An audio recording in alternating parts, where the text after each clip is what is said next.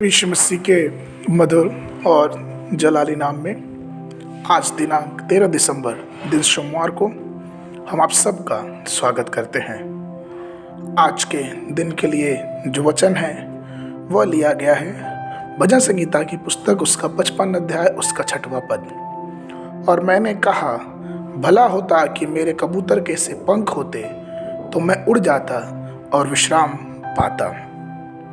प्रभु में मेरे प्रिय लोगों, कबूतर वचन में पवित्र आत्मा को दर्शाता है। और यहाँ पे दाऊद ये कहता है कि अगर मेरे पास कबूतर के समान पंख होते तो मैं उड़ जाता और विश्राम पाता। हालांकि कबूतर की बहुत सारी अच्छी चीज़ें हैं जो हम देख सकते हैं, हम अपने जीवन में महसूस कर सकते हैं, हम उससे बहुत सी चीज़ें सीख सकते हैं। लेकिन अगर हम कबूतर के विषय में बाइबल में देखेंगे तो कबूतर जो है वो पवित्र आत्मा का प्रतिरूप बताया गया है। एक कबूतर को पालने वाले व्यक्ति ने बात करते समय उसने बताया कि कबूतर को जब हम कई दिनों से पिंजड़े में बंद रखते हैं और उसको पिंजड़े से छोड़ते हैं तो वो सूर्य की तरफ, वो उजाले की तरफ अचानक बिना दिशा के पहले बहुत जोर से उड़ता है और फिर वो अपने आप उस उड़ान में अपने दिशा को खोज लेता है। अर्थात जब उसे आज़ादी मिलती है, जब उसे रोशनी दिखती है तो वो उस रोशनी के अनुसार, उस उजाले के अनुसार अपने दिशा को खोज लेता है और वह कई मीलों तक उड़ सकता है। क्योंकि वो गुलामी में था, क्योंकि वो पिंजरे में था, तो उसे उड़ने की बहुत चाहत होती है और इस प्रकार से उजाले के प्रतिरूप में देखते हुए वो बहुत आगे तक जा सकता है। और ठीक इसी प्रकार से मेरे प्रियो, जब पवित्र आत्मा जो कि कबूतर के नाई उसका प्रतिरूप दिखाया गया है, किस प्रकार से यीशु मसीह के बपतिस्मा के समय पवित्र आत्मा यीशु मसीह के ऊपर कबूतर के समान उतरा और उसकी सेवा या फिर धरती की जो सेवा थी यीशु मसीह की, उसमें कितनी सहायता पवित्र आत्मा के द्वारा किया गया। और इसी तरह से हमारा और आपका जो अभिषेक है, जो परमेश्वर ने अपने मन फिराने वालों के लिए रखा है, वो जब हम पवित्र आत्मा से भरता है, जब हम अपने आप को प्रभु के हाथ में समर्पित करते हैं, जब हम पश्चाताप करते हैं, तो पवित्र आत्मा हमारे सब अधर्मों को क्षमा करने के बाद, हमारे पापों को धोने के बाद परमेश्वर का अभिषेक हमारे जीवन पे आता है। वो अपनी आत्मा हमारे जीवन पर डलता है और जब वो आत्मा हमारे ऊपर आती है तो हम भी उस कबूतर के समान जो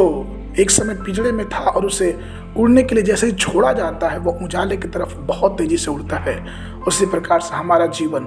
तब पवित्र आत्मा के अनुसार चलने लगता है और हम एक बहुत सामर्थ्य के द्वारा हम प्रभु के कार्यों में या फिर अपने जीवन में बहुत ही तेजी रूपी से आगे बढ़ते जाते हैं। इसलिए यीशु मसीह ने अपने चेलों से कहा था कि जब तक तुम सामर्थ्य ना पाना तब तक तुम यहीं ठहरे रहना, क्योंकि उनको मालूम था कि जब तक पवित्र आत्मा की सामर्थ्य नहीं मिलेगी तब तक इस संसार में अपने जीवन को जीना बहुत ही दुश्वार हो जाता है।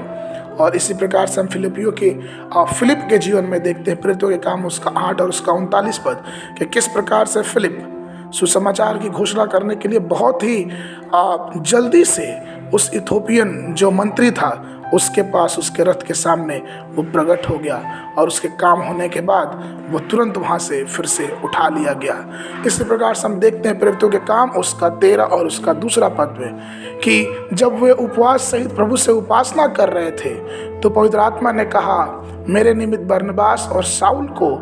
उस काम के लिए अलग करो जिससे के लिए मैंने उन्हें बुलाया है। उपवास और प्रार्थना के समय जब पवित्र आत्मा उनके ऊपर उतरा तो उन्हें अलग किया गया और वो अलगाव जो था वो सिर्फ और सिर्फ पवित्र आत्मा के द्वारा था। इसलिए प्रभु मेरे प्रिय लोगों, आइए हम भी पवित्र आत्मा के चलाए चले, पवित्र आत्मा को अपने जीवन में वास करने दें और अपने जीवन में उसके अनुसार आगे को बढ़ते जाएं। प्रभु आप सबको आशीष दे। आज के मनन के लिए जो पद है वो लिया गया यूहन्ना की पुस्तक उसका 1 अध्याय उसका 32 पद। और यूहन्ना ने यह गवाही दी कि मैंने आत्मा को कबूतर की नाई आकाश से उतरते देखा और वह उस पर ठहर गया। परमेश्वर आप सबको आशीष दे।